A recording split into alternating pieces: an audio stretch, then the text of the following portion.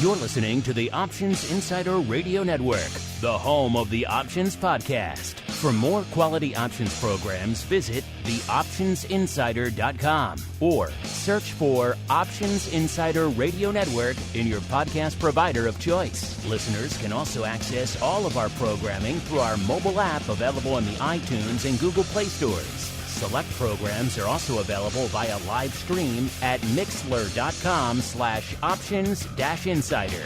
That's mixlr.com/options-insider. Don't forget to follow along with your favorite programs and submit your own questions for the hosts at twitter.com/options, stocktwits.com/options, facebook.com/theoptionsinsider, or via questions at theoptionsinsider.com.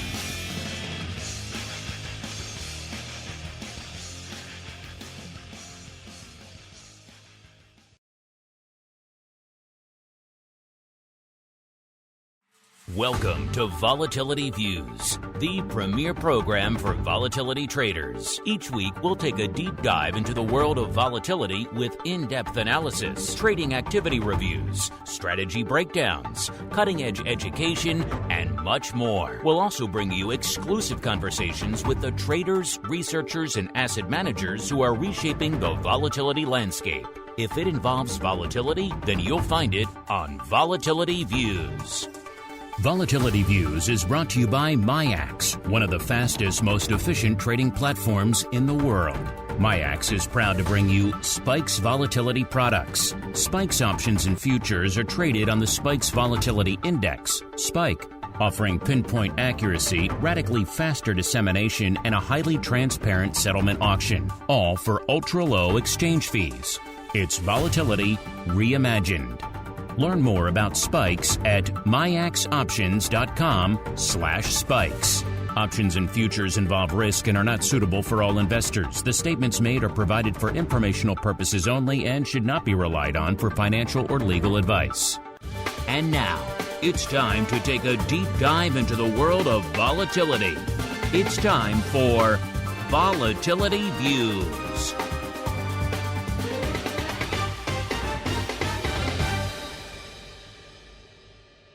All right, everybody. That music means we are back here one final time for our regular broadcast week here. Yes, it is time for Volatility Views, the premier program for volatility traders. My name is Mark Longo from theoptionsinsider.com, as well as, of course, from the ever-compelling network upon which so many of you are drawing strength in these crazy, troubled times. Remember, if you like what you hear and you're on the on-demand side, keep rating and reviewing. It really does help the new folks. And again, look at the markets. There's new people discovering this stuff all the time because they kind of have no choice. So let them find a path to the quality content. We like to think we provide that here. So if you agree, keep rating and reviewing. You could argue the new reviews and new ratings really help even more than the stuff we've had for decades in there. So keep rating and reviewing if you like what you hear. If you want to join the fun secret club there, if you don't want your broadcast week to end with volatility views, you want to get options oddities after that, you want to get pro Q&As earlier in the week, you want to get the giveaways live throughout the week, all that cool stuff to really engage with all of our shows, all of our hosts, all of our content, theoptionsinsider.com/secret club is the place to go to learn more. And of course, however you listen, if you're joining us in a secret club, if you're joining us after the fact on demand, keep sending in those questions, those comments, those pearls of wisdom. We do love to hear from all of you folks out there. Let's see who we're hearing from today. First, let's go back out to the MIAX hot seat. We are joined once again by Mr. Matt McFarland, the derivatives product and business development specialist over there, especially when it comes to futures over there at MIAX. Matt, welcome back to the show, sir. It has been too long. Thanks, Mark. Yeah, it has been a while, and glad to be back. Should be an interesting show today. A lot going on in the markets. Yeah, you picked a good one. You picked a day with some vol. A lot to talk about today. And also joining me to help me parse the madness, the maelstrom, the chaos that is the world of volatility right now. We had none other than the rockingest of lobsters, Mr. Andrew GIOVINAZZI from OptionPit.com. Mr. G, welcome back to the program once again, sir. Another week where, dare I say it, do we have to bust out the logins again, sir? I'm going to say yes. We're gonna end the week with vol still. I don't know. The market had, I guess, I don't know. Maybe the algos swung things up or from down from where they were, but I believe nothing in this Jello mold market. I believe nothing, says the man. Yeah, I'll let you be my logins arbiter, and I do agree we are substantially elevated from last week, so we may have to have yet another appearance from our favorite and fabulous guest star, Mr. Kenny Loggins. Let's find out as we head on into the Volatility Review.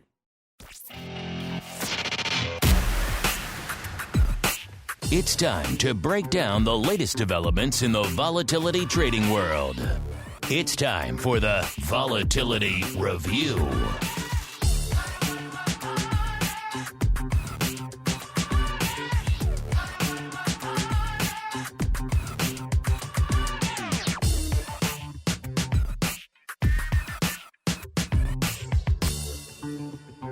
All right, everybody. Welcome to the Volatility Review, the portion of the show where we do just that. We break down the week that was, and indeed still is, some of all trading and trending and analysis and unusual activity, all sorts of fun perspectives. And man, what do we all say coming into the start of the new year, right? We thought, we've said this for the last couple of years now. I guess maybe we should learn, but we keep doing it. We keep allowing that optimism to creep into our souls. Every year we think, okay, especially since the start of the pandemic, we think, okay, new year, new stuff, pandemic's maybe going to start to recede a bit, we can start opening up, maybe life can get back to normal, and then something comes along to undercut us, usually very early in the year. Last year we had, of course, the insurrection and all the madness that followed in January, then the meme stock rampage kicked off and sent vol into another stratosphere, and this year, who had a madman in Eastern Europe just launching an invasion, and then all for the fun of it, also threatening the West with nuclear weapons, and then also, on top of that, if that wasn't enough, also shelling an active nuclear reactor with conventional weapons. And who had that on their bingo card? If you did, you're perhaps a more prescient person than I. Yeah, and probably the last thing the world needed when we're all trying to come to grips with this, hopefully soon to be post-COVID, or at least maybe living with COVID environment that we're perhaps heading toward. But nope, we have a madman shelling reactors over. In fact, it's so bad over there. I was talking to someone this morning who's based in Eastern Europe, actually in Germany, at a big vol fund there. And he was saying they're actually talking in the morning meeting about having to take radiation pills so they can keep coming to work. I mean, we forget here, we're kind of lucky in the U.S. that we have these great barriers of the oceans between us. And he was even saying that, when you move from the U.S. to Europe, you forget you no longer have those barriers. These people are quite literally on your doorstep. So it's a very different scenario the world is facing right now. And as a result of all of that, it's a long way around to saying vol a little bit higher right now as the markets were selling off. Even though the market sell-off, we have mitigated that quite a bit. Seems like the S&P sold off pretty hard this morning. Then it got a nice little bounce, a little bit shy of the 30. How low did it get? It's like about 42.89. So it did break the 4,300 level ever so briefly, coming into showtimes at about 43.34, almost 43.35. So it has rebounded a bit. Still off about 2/3%. The Dow off about 0.5%, and NASDAQ off a little over 1%, about 1.2%. That means vol is up from where it was this time last week, but not quite as lofty, not quite as elevated as it was even this morning. We saw levels much higher this morning than we do right now. Coming into the start of the show, we had spikes at about 32.5. That puts it up about 4 3/4 points from where it was this time last week. VIX cash was at about 33.25. When we kicked off the show, it puts it up about 6 1/4 points. And our old friend VVIX at about 128.5. That's up 9.5 points. And lest we forget, which we never do here on the show, we quote it every week, the Viking, a.k.a. V-Spikes, was at about a 154 when we kicked off the show. It's actually down a little bit from down about 7.5 points from where it was this time last week. Remember, I was on the show last week. Simon and Tom Jark, who've been on the show many times, have done an interesting video. You can check it out over there at the MIAXoptions.com/spikes site for how they think the Viking stacks up against VVIX. It's an interesting one. Check it out if you are intrigued by such things. Speaking of the Viking, let's go on out now to the MIAX hot seat. Matt, you haven't joined us in a while, so a lot to unpack. First, walk us through what's been lighting up your tape on this crazy, tumultuous week of volatility, sir. Thanks, Mark. Yeah, what I've been focusing on from a vol perspective is the shape of the spikes futures term structure. term structure typically is upward sloping, or what we call contango, where the shorter dated futures trade at a lower price than the longer dated futures, and we kind of consider that a normal market conditions where the prospect for higher volatility is really further out in time rather than right in front of us. But when you get spikes in volatility, you get a shift in the shape of the term structure from upward sloping contango to downward sloping or backwardation. So we are in backwardation right now, and what's interesting is how long we've been in backwardation.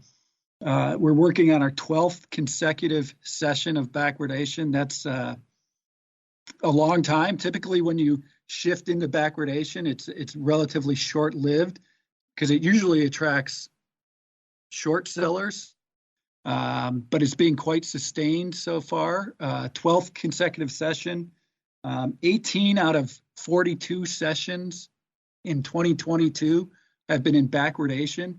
This is quite unusual, and it speaks to the immediacy of the volatility concerns of market participants, and it's something for people to be aware of as they're employing volatility strategies, particularly mean reverting volatility strategies. Yes, that backwardation, you're right. Usually a fairly short-lived phenomenon. The fact that we're diving into our 12th session now, you're right, it does make things a little bit challenging, a little bit interesting. And let's see, speaking of interesting, I'm trying to get our co-star to join us. He's being a little bit, as you know, as these divos and big stars are, they're being a little bit difficult here. But I'll see if I can get him to join us, Mr. Rock Lobster, while you regale us with what is lighting up your tape in this day when I guess we can call it the Madman Volatility, Nuclear Volatility. What do you want to call it this week, sir? There's no bigger star than me on vol views. So who possibly could you get that would, upend my, we'll my have to wait and presence see. on this show? We'll have to wait and see if we can work it out with his agent. We shall see. So okay, keep talking. Well, we shall see. I mean, if you got to work it out with his agent, that's because I don't have an agent, so clearly he's bigger than I am. I agree with that sentiment. We've got a lot of backwardation, or we have a extended backwardation. So my general thing I tell my students is that you do not know how long backwardation will last, even though a lot of the times it's really short-lived. You still don't know how long it lasts. It's also a market signal because all the front-end volatilities just go sky high and everybody's freaking out. There's our guest star. Better late than never. There he is. Oh, there we go. He was being a little difficult today, but now he's better late than never. The star can't be early. He's got to come late, fashionably late. There you go. Now it's appropriate, Mr. Rock Lobster. Go for it. The danger zone. Now it's vol views again. It is playing in the background. Well, you know what? When Kenny Loggins comes in with the danger zone, we all bow. We all bow to the volatility master. And what is the problem with this? I'm not going to say, okay, problem. It's just, besides just a horrible situation, which I don't think anybody, it's not horrible. I guess maybe for Putin, maybe he's happy, he's in his happy place, causing global mayhem. But just the kind of pull of vol and the continue, now at a 32, we're looking at 2% per day on average for SPX. So for traders, if you don't think you're going to get a move on a day like with the higher VIX, you are. I think the stranger thing about the last couple weeks is the lack of a close-to-close vol. So the difference between, the close the day before and the close of the following day has not been that big. It's in the 20s, like 22, 23, but normally when VIX is in the 30s, you get these crazy ranges, and you get kind of crazy close-to-close ranges. You've had a lot of, down 1.5%, and then back up to unchanged. Or we're ripping up in the morning, and then we're down by the end of the day. So I think when you have vol this high and you have the uncertainty, and the tails on the uncertainty are kind of crazy, to be honest. You got to be realistic here. It is not. I call them. I go. This is the no fun Green New Deal. I don't like it. I don't like any of it. I don't like the inflation. I don't like any of this stuff. And it makes it very difficult from a trading point of view. So, but as far as VIX goes and the curve, we're totally backwardated. The short-term vols are relatively high, but it also, and another thing I've noticed, it's not as steep a curve as I have seen in the past. Matt, maybe he can comment on this, in the spikes futures, but we don't have usually with vol in the 30s, it's kind of like a high end point for volatility. And we don't have that super steep curve where, the futures are down the 20s, right? So it's a relatively flat backward curve. So I think, at least from my sense, that just means this is the market. We don't know how long this craziness is going to last.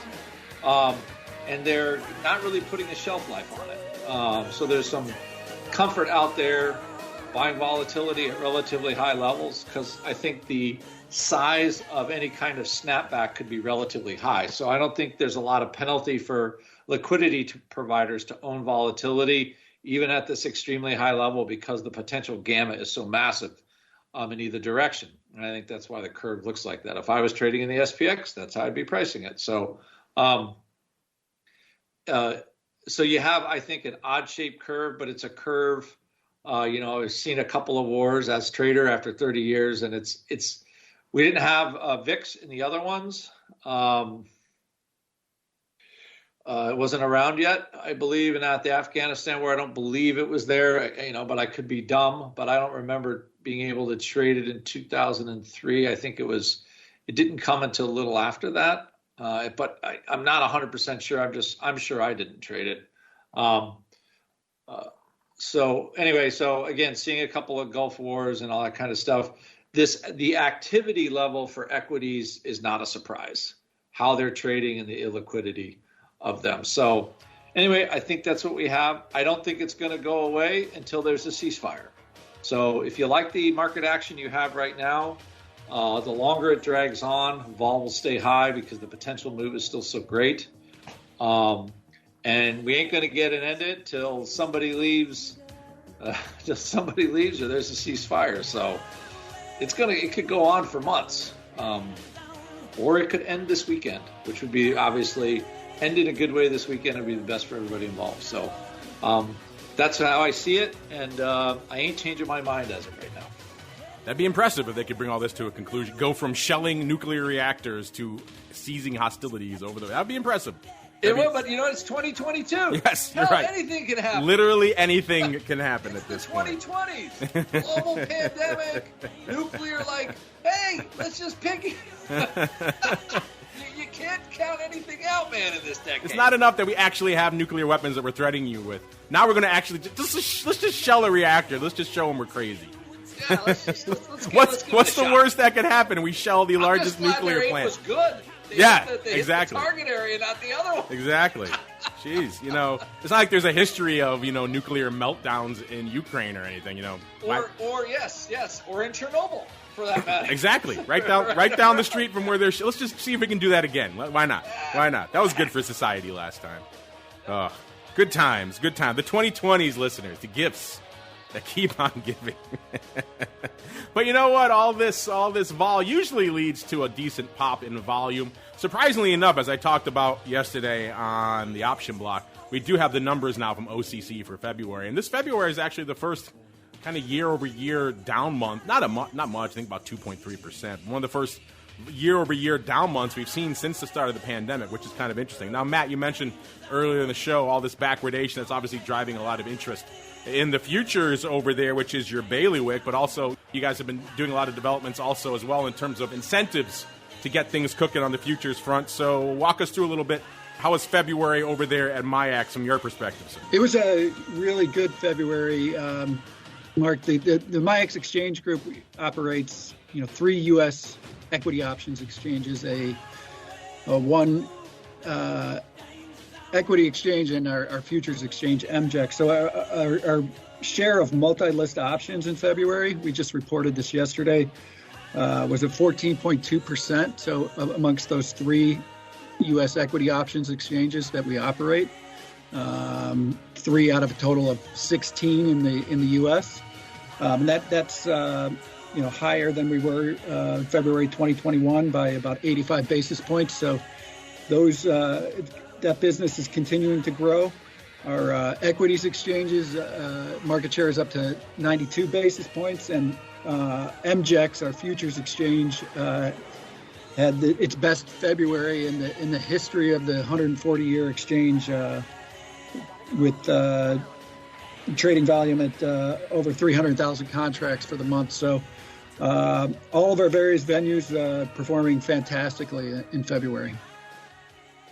Glad to hear someone was putting up some numbers. As our resident exchange representative here, I'm curious, Matt, what are your thoughts on those overall OCC numbers I was talking about, too? A little bit of a hiccup, a little bit of a blip off, like I said, not much off 2.3%, but still one of the first times we've seen a down month in a while. Everyone's been talking for a while, speculating, can we keep this inertia of volume, this tsunami of volume, can we keep it up in the world of options? What are your thoughts? You think February is just a little bit of a break? It could also be February is a short month. There could have been some weirdness with the trading days. I'll have to go look and see.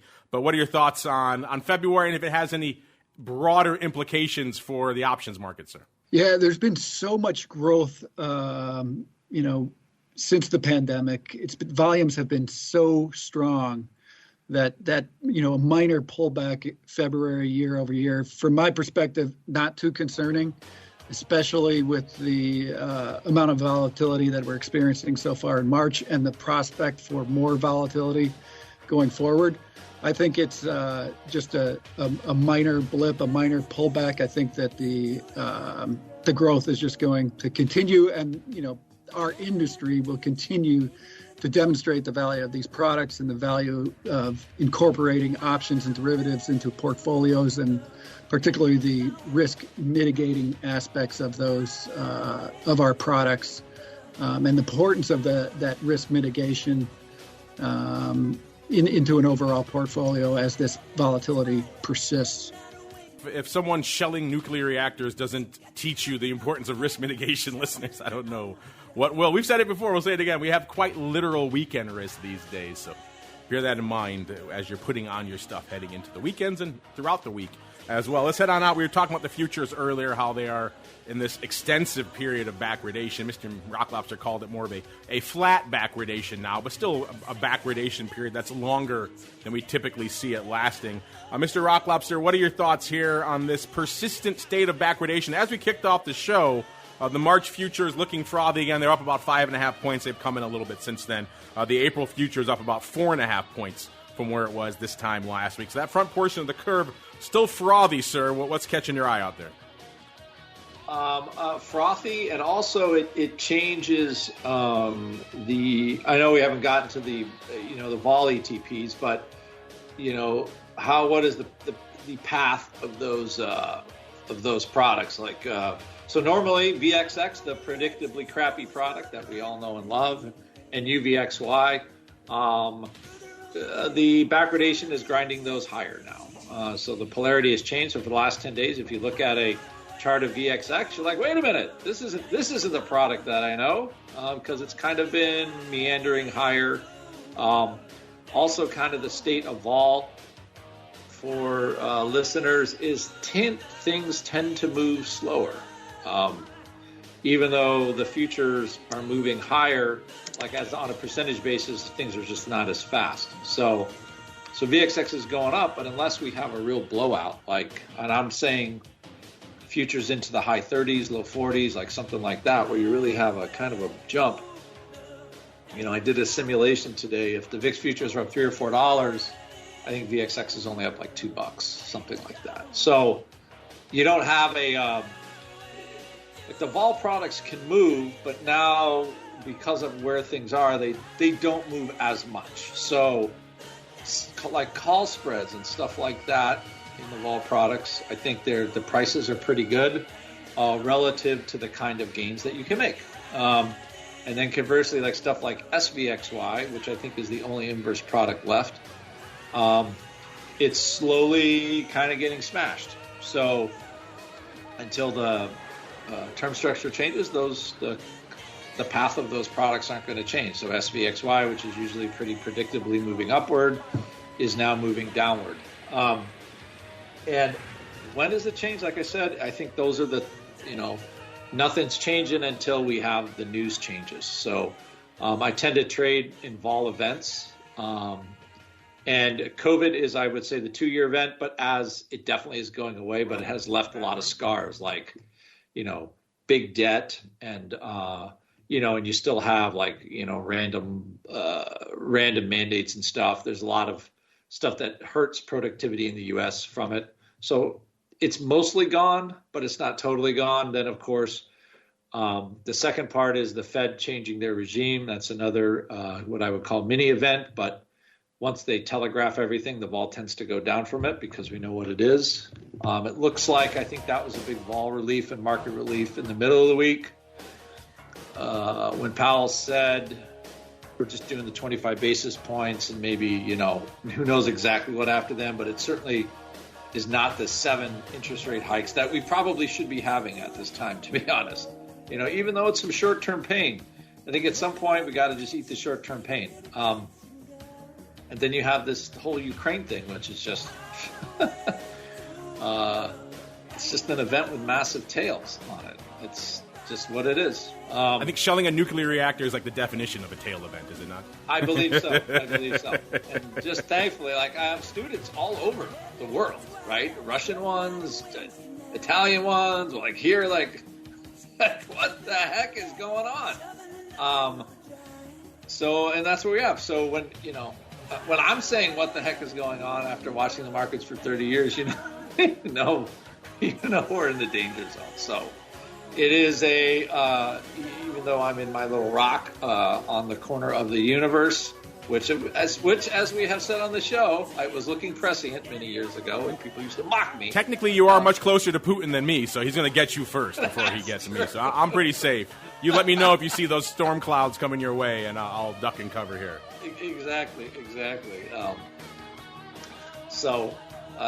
But that's as far as the curve shape goes, that's what we have, and it will be persistent. And I don't think it's going to go away until you have the ceasefire. Just because the fact that there might be a change, right, and the resultant just parabolic spike up, like this vol is going to kind of hold at these levels, and it's going to produce some really funky decay patterns. So that's what we have. It's a very difficult trading environment. If you haven't noticed, it's an illiquid trading environment relative to normal. Trying to get some things done. So personally, almost everything I'm doing is just like a regular old vanilla spread. You have to kind of keep your what you want as a trade to be relative to the environment that you have, right? And vol is super high, so you're paying out the nose for anything anyway. And decay by the time something happens could totally erode the trade, so spreads actually save you a little something. This is what we got. So I hope it gets better. I would like it to get better, but as a trader, hope is my least favorite word there is. So there you go. There's the grumpy old man take on. You're not drinking the hopium out there today, sir? No, it's actually you smoke the hopium. Oh, I'm sorry. You have different forms of the hopium there. In my era, we only drank it. We weren't smoking it like you crazy dinosaurs. That's why you have all the issues you have now. So there we go. That's how I'm just going to put it out there. You got the answer. All right. Let's keep on rolling out to the land of all things spikes. I know, Mr. Matt, we had first off, if you have anything you want to add on the spikes futures front, I know you've been working pretty diligently to incentivize a lot more volume, tighten things up out there, get more flow going on the futures, which, of course, translates right into the options, which is where we live and breathe here. And then speaking of the options, we had that big four-way go up recently out there. And spikes, you haven't joined us in a little bit, so if you have any color you want to add on that as well, have at it, sir. A twofer for you. Thanks, Mark. Yeah, the on the futures front, I think what's important to note about Spike's futures is that despite this higher volatility, the market quality that we're seeing on Spike's futures is still very strong. So typically when you get higher volatility, the market quality, you'll see some market quality deterioration. Sometimes you see some significant market quality deterioration as the market making community just kind of gets in a risk-off mode. And the way we measure market quality on Spikes futures is we compare it to VIX futures, quite frankly, and we compare what percentage of the time are we actually matching the VIX futures bid-ask spread width. Now, the bid-ask spread width is typically just one tick wide, which is 5 cents on both Spikes and VIX. And, the percentage of time that we are matching that bid-ask spread width under normal market conditions is in the 75%, 80% range, which is fantastic for a new derivative product. We've seen that come off slightly in this higher vol environment, but not much at all. So I think that's pretty impressive in that we've been able to demonstrate really, really strong market quality despite higher volatility. And it's an indication to the market that they can rely upon this liquidity in both quiet market conditions and highly volatile market conditions. And that strong futures liquidity really, lends itself to strong options market liquidity, because an options market is only as liquid as the underlying. And, we saw a decent sized Spikes options trade on February 24th. It was a four-way where the customer was a buyer of the March 30-40 call spread versus selling the March 22-26 put spread. It traded 500 times for a net debit of 27 cents. Has a max gain of 973 at expiration, a max loss of 4.27 at expiration. And I think importantly, we would assess this fill of paying 27 cents for the package as a good fill. And when I say a good fill, I mean when we look at the markets on the individual legs of those four options, of those four Spikes options, and compare them to the markets of the individual legs on the VIX options, we would assess this as a price at which a customer would obtain a similar price on a VIX option strategy to the Spikes option strategy. And not only that, they receive essentially the same execution price, but the exchange fees that are paid significantly different. Customer paid 0 exchange fees for these Spikes options. If the same trade would have been put on in VIX options, the exchange fees would have totaled about $610 or about 30 cents a contract. So same exposure, or essentially the same exposure, very, very, very similar exposure, much, much, much less exchange fees. So we're proud of that development. Yeah, it's interesting, too. I'm glad you confirmed, because I kind of assumed he was leaning to the upside with that four-way, but I'm glad you could confirm it, which also makes it interesting, Matt, that he hasn't taken any of it off yet. You could argue he's gotten a few pops during that time since he's putting it on, right? And yet he's still sitting on it, which I guess someone's shelling a nuclear reactor. Who can argue maybe there isn't more upside ahead, right? But, Matt, is it interesting to you that he hasn't pared any of this back yet? Yeah, it will be interesting to see. And I think another, interesting thing to note for your listeners is this March expiration. It comes a little bit early this month. It will be on a Tuesday instead of a Wednesday. So we typically settle Spikes and VIX on a Wednesday because you work backwards from the SPX or the SPY expiration, which typically is a Friday. You work 30 days backward because we're talking about 30-day implied. That typically falls on a Wednesday. It falls on a Tuesday this month because Good Friday is April 15th. So SPY options, SPX options, standard third Friday are expiring on a Thursday. And that's why we have expiration on a Tuesday this month. So it'll be March 15th to see if this particular trade that we're talking about will be in the money. That'll be on March 15th to determine this month. Yeah, we'll see. Yeah, usually a trade like this, you get your pop well into the 30 handles, maybe you think about taking it off, or at least taking some of it off. In this case, nope. Either he's looking for more, he's got something else against it that he doesn't want to unwind this part of the trade. Either way, he's still sitting on it, which is kind of interesting. What about you folks, listeners? If you had that 30-40 vertical out there in spikes right now, would you be starting to take it off? Would you have started to take it off already? Would you be waiting for more? Hit us up, let us know. Let's get on out now to the land of VIX options. A little bit of red on the screen, that means VIX is going to be putting up some numbers, and that is the case today. 430,000 contracts on the tape as of this point in the show right now. That's pretty decent, especially given the fact that the ADV has continued to trickle down, or actually not really trickle, dramatically erode. It's down another 44,000 contracts to 599,000 contracts right now, so back below the 600K level. Day like today, a few more of these might tick back up a little bit again, but right now still shy of the 600K level. Let's get out to the top 10. Now, you might think, given what's going on, what's been afoot over the last day or two, you might think a lot more calls lighting up the tape in the top 10 right now than puts, but actually is not the case. In fact, the number of calls open, it was 60-40 puts over calls last week. That has actually decreased this week. It is now down to 70-30, so 7 of the top 10 positions in VIX options right now are on the put side. Only cost you 116,000 contracts to break into the top 10 right now in VIX land. That is not a ton of paper if you know anything about VIX. That gets you to the March 23 puts. Number 9, 119,000 of the April 20 puts. Number 8, we got a little bit of call love here, and you know what strikes are open right now. That's the best part. There's no 30s here. There's no 25s. There's no 22s. There's nothing like that. It's all 70 and above calls that are open. Sometimes you have to just love the world of volatility trading, listeners. 119,000 for number 8 of the March 70s, followed hot on its heels, number 7, 129,000 of the June 70s, because why not? These are also still open, which also raises the question of, what are you doing out there? If you got these things, you getting these pops, and you're not even taking some of this off. Interesting. What else do you have on against it?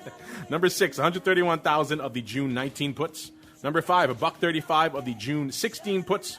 Number 4, 147,000 of the March 20 puts. Number 3, 148,000 of the March 22 puts. Number 2, $1.49 of the June 18 puts. And rounding out the top 10 yet again, 150,000 almost exactly. So the number one size position in VIX yet again this week, listeners. I use size in air quotes. $1.50 isn't that much for VIX, but it's the October 75 calls. That is the most sizable position open in VIX right now, and they haven't touched it, which is kind of interesting. So a lot afoot. Given what we're seeing in spikes options and maybe VIX options, maybe some folks are preparing and or waiting or worrying about additional upside legs here in the vol front. Again, none of these positions have been pared down, which is a little bit interesting. Of course, they could be like our buddy 50 Cent there. He kind of waited until the exact extreme moment and took it off for pretty much enough to buy his own private island out there. So they could be waiting for those moments as well. Let's go out to today's paper. I said 427,000 contracts on the tape in VIX land today. That gets us number 1 once again. Oh, maybe they actually, let me look. 100,000 of these have traded today. So maybe I spoke too soon. Maybe they are unwinding these. Let me pull it up really quickly, because the top trade today, listeners, is 100,000 of the October 75 calls. Are they selling these things, or are they... I need to dig in this a little bit more. They're printing big blocks of it. 35,000 for 90 cents. That one looks like they're 29,000 for 75 cents. Let me see if I can find the earliest prints of these is usually indicative of kind of what they were up to. That's, of course, exactly mid-market, because why wouldn't it be? So, yeah, 100,000 of these OX 75. So there's a chance they have been unwinding these today's list. I need to look back a little bit, which, if that's the case, then dial back what I just said a little bit earlier. I'm actually happy to see that if that is the case, because that makes a little bit more sense than everyone just sitting on all these upside trades forever and doing nothing with them like we were complaining about last week. Number 2, a distant number 2, 24,000 of the May 27s. There we go. There's an actually relevant call strike I can get behind. Number 3, 20,000 of the OC 35s. That looks like the 1x5. It was in the 35-75 when those are strikes. So either way, that's 1x5. So it could be unwinding this whole thing. Number 4, we got the March 70s, about almost 19,000 of those. Number 5, about 15,000 of the March 30s. Number 2, we've got, or I should say yesterday, Thursday, Thursday, we've got 442,000 contracts on the tape. And the big dog yesterday was the June 35. So, again, some more somewhat relevant strikes out there. 30,000 of those. Number 2, 18,000 of the March 40s. Number 3, 16, almost 17,000 of the April 22 puts. Number 4, 15,000 of the June 30 calls. And also 15,000 of the June 65. So maybe bit of a funky vertical there. The numbers are exactly the same, which is usually not a coincidence. Wednesday, 486,000. So right now it is, actually I take it back, Tuesday we had more paper. So Wednesday is the number 2 day of the week, 486,000 contracts on the tape. The big dog on Wednesday, April 30s, 34,000 of those, followed by 25,000 for number 2 of the March 25 puts. Number 3, 24,000 of the April 42 half calls. Number 4, 24,000 of the May 27 calls, and rounding out the top 5 today, listeners, 15,000 of the May 32 halves. So you're getting some call strips and call trades starting to light things up, which, again, you think that would be reflected a little bit more in the OI in the top 10, but not yet. Tuesday, the big dog for the week, 725,000 contracts on the tape. The big dog on Tuesday, 63,500 of the March 22 puts, followed by 60,000 of the March 24 puts, so maybe a bit of a put vertical there or roll. Number 3, 42,000 of the April 30s. Number 4, 29,000 of the March 30s. Number 5, we have 29,000 as well of the April 28 calls. On Monday, we were back open again on Monday, so no truncated holiday week this week. We had 419,000 contracts on the tape. The big dog for Monday, 43,000 of the March 23 puts, followed by number 2, back to the 70s, the March 70s, 24,000 of those. Number 3, April 28 calls with 22,000 of those. Number 4, 45, the April 45 calls, 15,000 of those. And rounding out the top 5 on Monday, 15,000 as well of the March 30s. So a lot of interesting paper, a little bit more on the call side than you might reasonably intuit. That's kind of what I was expecting. When I looked at the top OI numbers, I was a little bit surprised, but the volume numbers throughout the week reassured me a little bit about what's actually been going up out there. Mr. Rock Lobster, A, anything catch your eye out there this week in VIX options? And B, have you had a chance to confirm that they are indeed closing out those OX 75s at 1x5, sir? Is he finally taking it off? It didn't look like it the way I saw it priced, because I see a little wiggle and vol up, and the 35s look like they're hitting the bid, and the 90s, 75s are trading a little closer to the offer. Yeah, I kind of assumed they were maybe putting more on too, and I was hoping I was wrong. Right. I took a quick glance. I said, "Is he opening more of this?" That's why I was hoping you would tell me something else, but apparently not. I know you're like. I remember my least favorite 4-letter word trading is hope.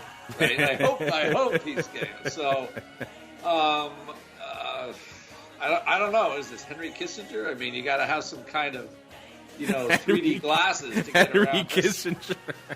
Well, like, now you're going back, sir. He's like the political. Is he about to bomb Vietnam? What's going on? Why is he showing up on the radar today? Well, because he's been in my Twitter feed. People are like quoting him on this Russian-Ukraine policy thing. But anyway, this is up again. This is another it's a long Vega trade in October, just weird, but it's not like those calls go anywhere tomorrow. So the one thing about long-term options is they tend to stick around. They just don't go away. Yeah, so I was hoping I was wrong. I was hoping that my cursory glance was incorrect, that they weren't putting more on, but that appears to be the case, listeners. They're doubling down. They said, hey, this nuclear reactor thing, maybe we're on the right tip. Let's do more. So, yeah, no unwinding yet, listeners. So everything I said before that I tried to walk back, put it back on double, because they have not unwound any of this nonsense yet. which maybe you can agree with that. Maybe that's a bad sign for all of us to come to the future, if they're still holding on to that 1x5 on the 75 strike, but it appears that is the case, listeners. We're still going to be seeing that in practice. We're going to be seeing a lot more of it on the tape, on the show next week. Let's go out to VXX, listeners. As I said at the start of the show, it was at about a 26.75. It's still at about 26.75 right now. It puts it up about 3 3/4 points from where it was this time last week. Today we're seeing some paper, 409,000 contracts. So VXX, no slouch. It is keeping blow for blow with VIX today. The ADV, though, has ticked down a little bit. 362 is down only about 5,000. It's not down the close to 50,000 that VIX was this week. So that ADV is remaining firm as the VIX one continues to erode. Top positions, if you're wondering, listeners, it is entirely puts, which is interesting, and it kind of gets back to the fact of what we were saying earlier. We were kind of in some heavy erosion mode earlier this week until Mr. Putin decided to shell some reactors. So you can maybe see why a lot of these puts were lighting it up. We're kind of coming up against it. Let's just do a top 5 here in UVXY. Let's go. Number 5, 40,000 of the April 16 half puts. Number 4, 40,000 as well of the March 19 half puts. Number 3, 42,000 of the March 18 puts. Number 2, 50K of the March 16 puts. That's actually on the weeklies expiring on the 25th. And rounding out the top 5 here, 55,000 of the traditional monthly March 17 puts. It's like Mr. Loggins decided to take a break. There we go. All right, let's go out here to the top most active contracts today in VXX. We've got 21,000 of the March 15 puts. Number 2, 20,000 of the April 18 half puts. Number 3, 18,000 of the March expiring today, the 4th, 27 calls. Interesting. So right at the strike, pretty much.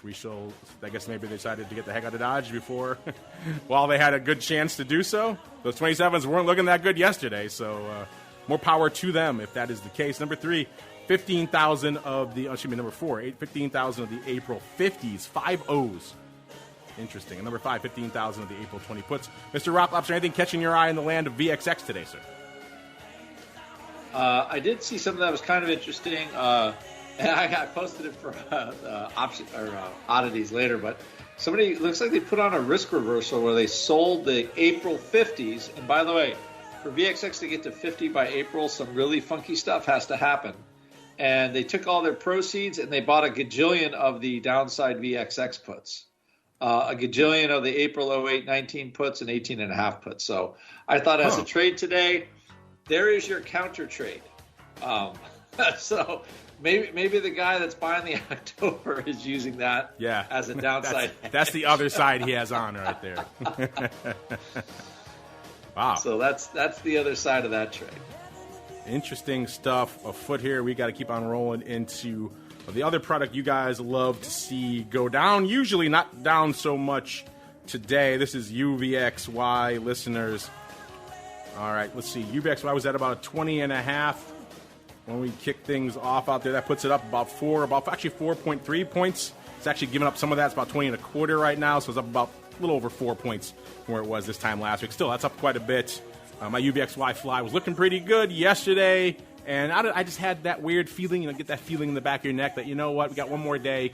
It's looking all right. It's not great, but it's looking decent. If I don't take it off now, who knows? It was flirting right around with my strike. I was on the 18 strike.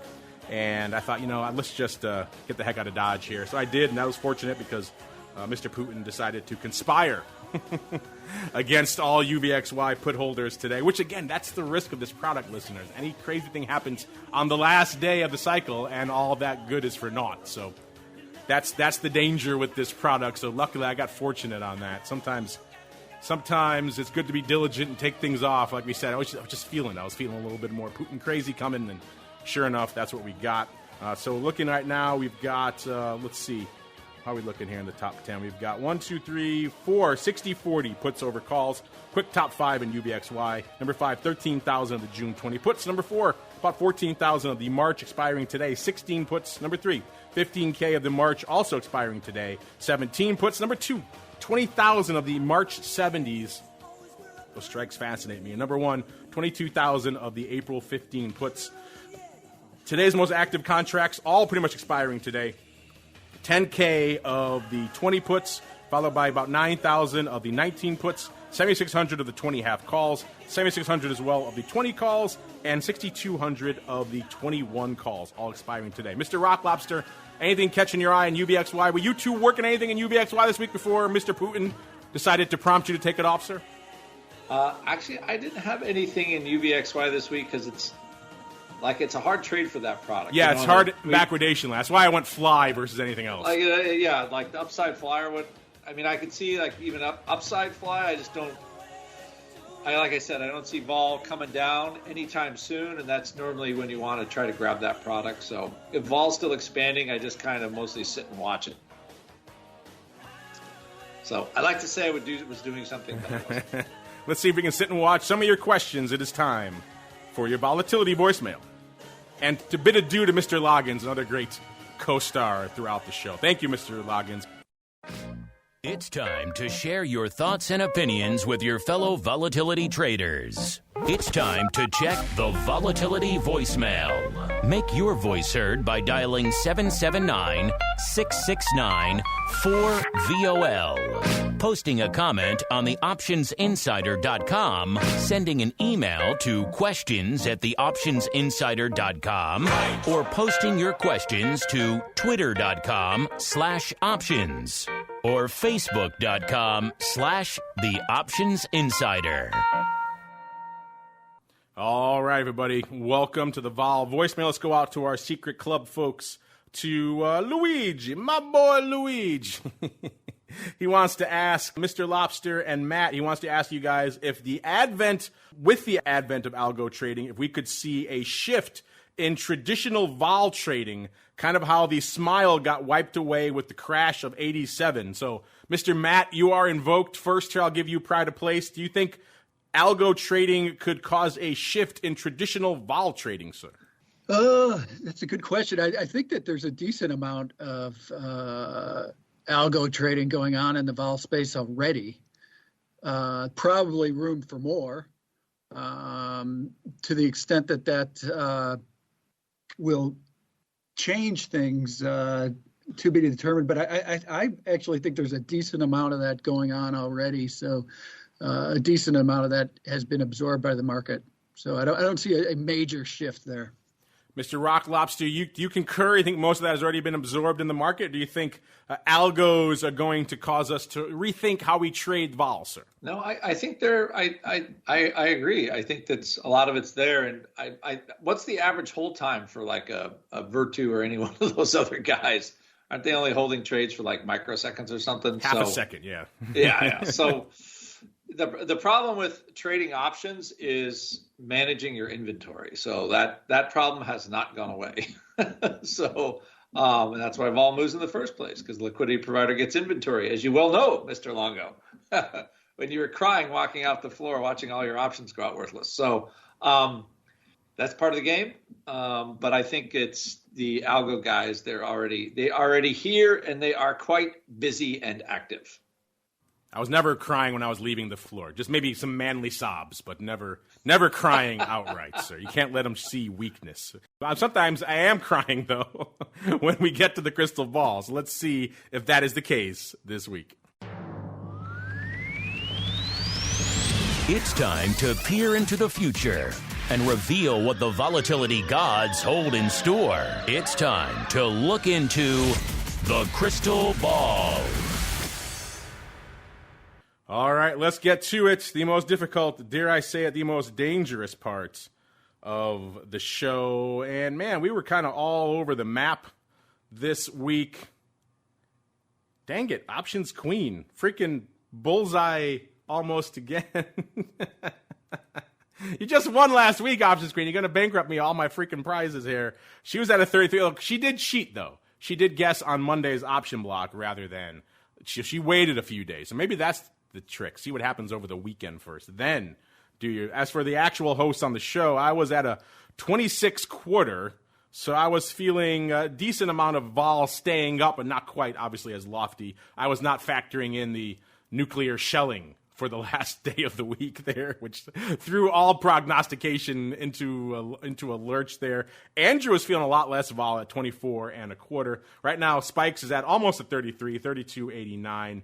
We've got VIX holding out right around the 33 level, 33.13 or so right now. So technically, options queen, you are outside of your 32.80, 32.90. So you're about 0.11 away on Spikes and 0.13 away on VIX. So you're technically outside our margin of victory, but I'll have to see with our producer. We'll see. If they haven't already shipped out your one from last week, maybe we can add something to it, because you're crushing it too much. You're gonna take all the prizes. But you know what?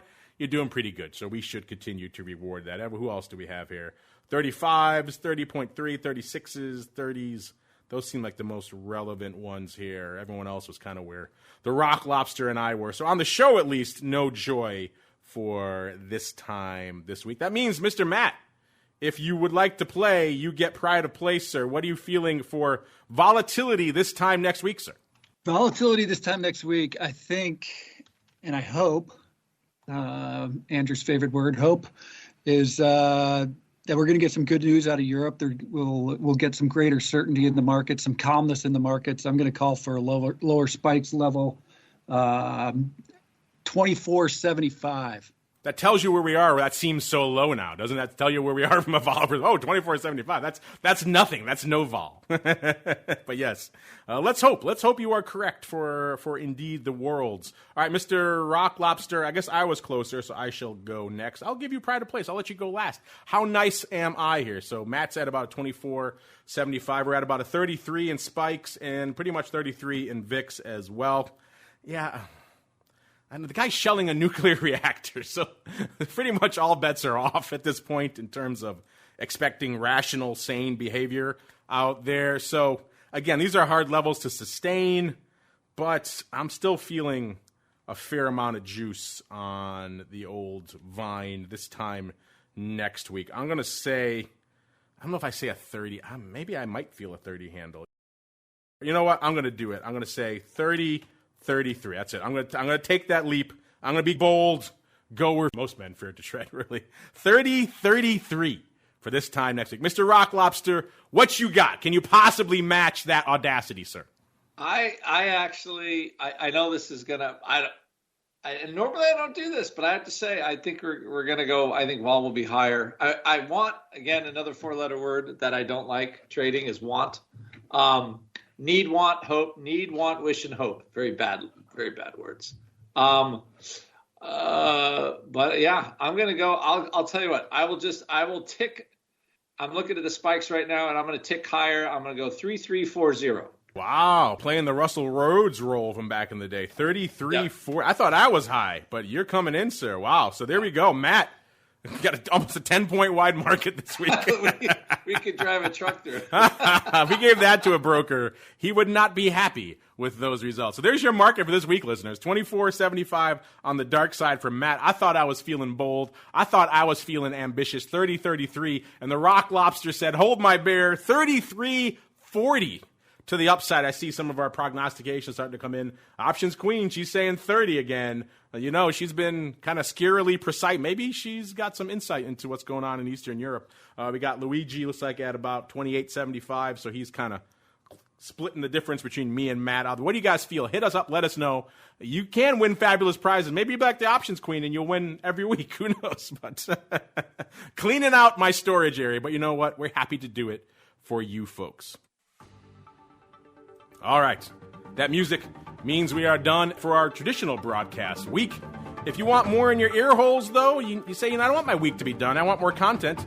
All you got to do is join us in the secret club. We'll be back in a little less than an hour now. I got to get working on that next show for Options Oddities, breaking down all the weird, crazy, unusual trades. Spoiler alert, Mr. Rock Lobster has my EDU Odyssey, the long, epic adventure that is EDU. Has it come to an end?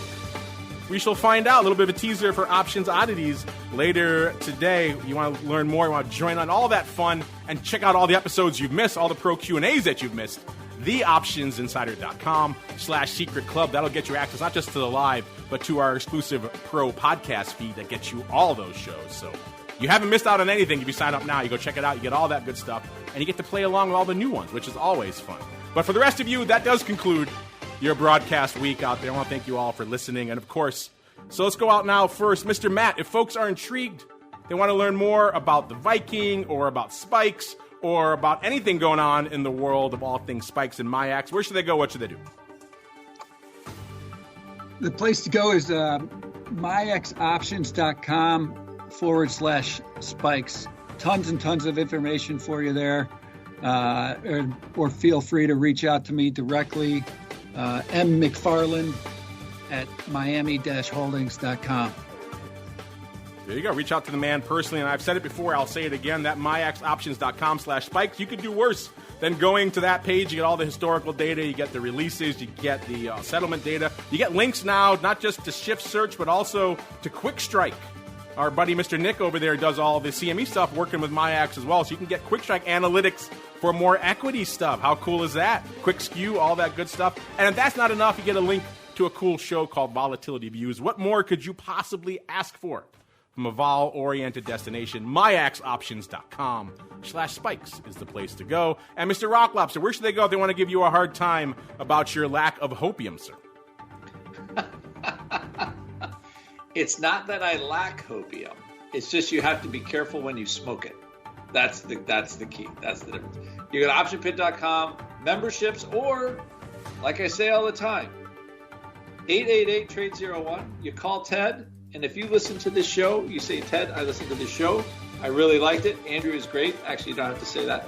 But you'll get 10% off any Option Pit product if you said you were listening to this show when you call. I don't know where you get something for nothing, but that's as close as you can get this week. The key is you have to say Andrew is great. That's the key part. If you don't say that, I believe that is the there is no deal. Also, you have to say he's very handsome and surprisingly intelligent. All those things will get you great deals over there. Learn for yourself. Flattery will get you everywhere at optionpit.com. We got to get on out of here. For all of you on the on-demand side, have a great weekend. Stay safe out there, and we'll see you back next week. Another episode of Volatility Views. Volatility Views is brought to you by MIAX, one of the fastest, most efficient trading platforms in the world. MIAX is proud to bring you Spikes Volatility products. Spikes options and futures are traded on the Spikes Volatility Index, SPIKE, offering pinpoint accuracy, radically faster dissemination, and a highly transparent settlement auction, all for ultra-low exchange fees. It's volatility reimagined. Learn more about Spikes at MIAXoptions.com/spikes. Options and futures involve risk and are not suitable for all investors. The statements made are provided for informational purposes only and should not be relied on for financial or legal advice.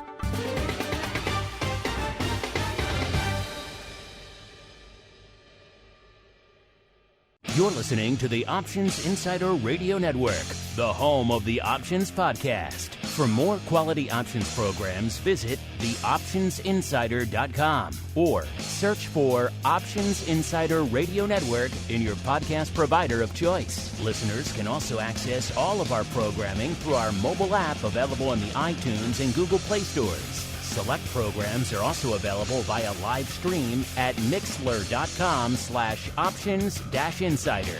That's mixlr.com/options-insider. Don't forget to follow along with your favorite programs and submit your own questions for the hosts at twitter.com/options, stocktwits.com/options, facebook.com/theoptionsinsider, or via questions at theoptionsinsider.com.